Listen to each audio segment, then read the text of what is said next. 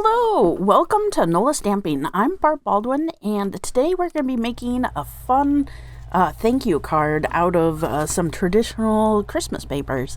So we're going to be using the Take a Bow papers. We've been featuring them all month, and they are so traditionally Christmas that I just needed to figure out a way to use them that isn't exactly Christmas. Like, they work great with the bows and with Christmas cards, but I thought it'd be fun to just look at a way to use them non-traditionally.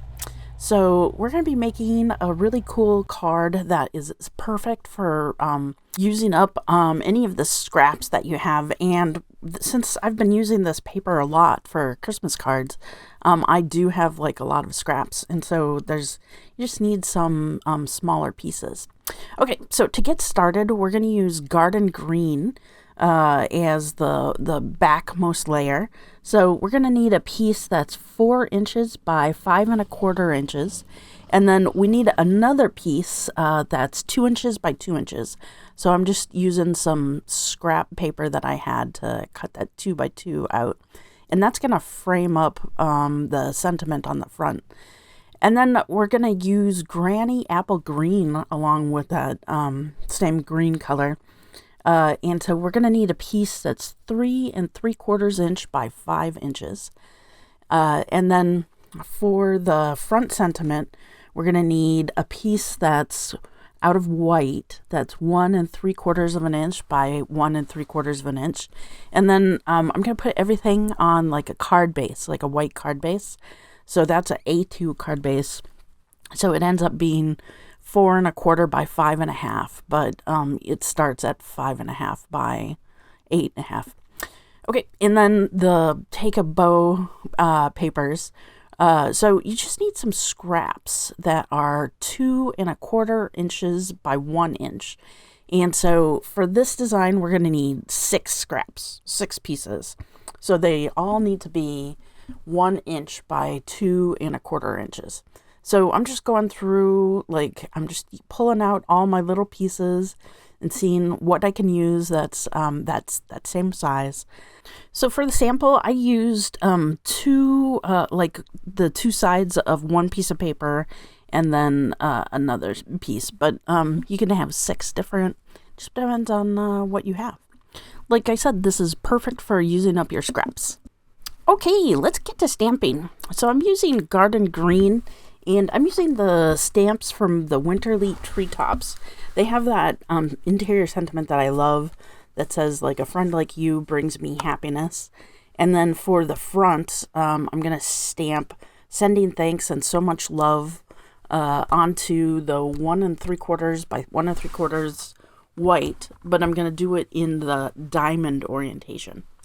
Okay, so let's go ahead and start assembling the card. So I'm going to use some dimensionals to pop up the sentiment on the diamond. So we're just putting that white 1 3/4 inch on the 2 inch frame. And then we're going to go ahead and grab the Granny Apple Green and the Garden Green and put the Granny Apple on top of the Garden Green. So I guess we could have gutted the Garden Green if we needed, but I didn't do that this time. And then we're just going to take those 6 pieces from the Take a Bow, and we're just going to put 1 up and down and then 2 sideways. And then we're just going to, I like putting them out first, so then I know what order I'm going to be putting them in. And I'm trying to make sure that none of the same design is next to another of the same design, if that makes sense. And then I'm just going to use my T-square on the edge of my stamping pad. And I'm just using that so that everything just lines up straight. So I want the tops to be like equal on the little pieces. And that is the easiest way to make sure that everything just sort of lines up.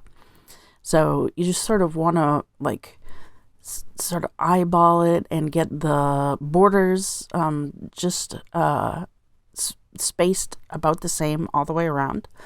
And then I'm just going to go ahead and move that T-square down, so then it is at the same spot.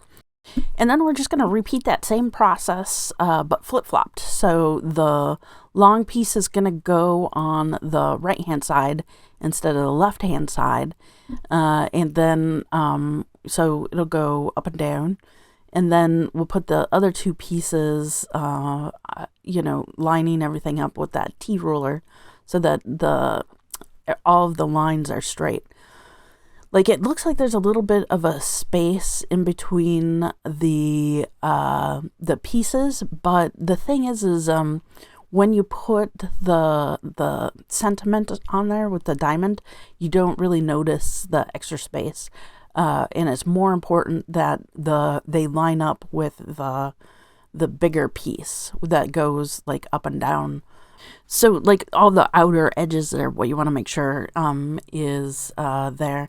And then once you add that sentiment piece on there, you don't really notice any of the interior borders at all.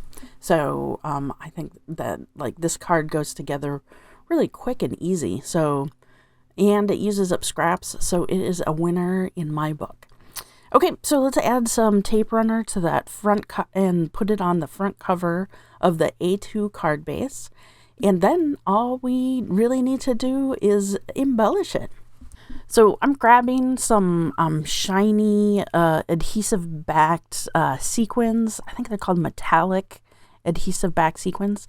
And I'm just going to use a bunch of them. I think I use, 7 on the card front. It just adds a little bit of shininess to the card, so I like that. So I'm using 4 on that sentiment panel and then 3 in the corner. And I changed my mind where I'm going to put that third or the middle one because I want it to be more like a triangle.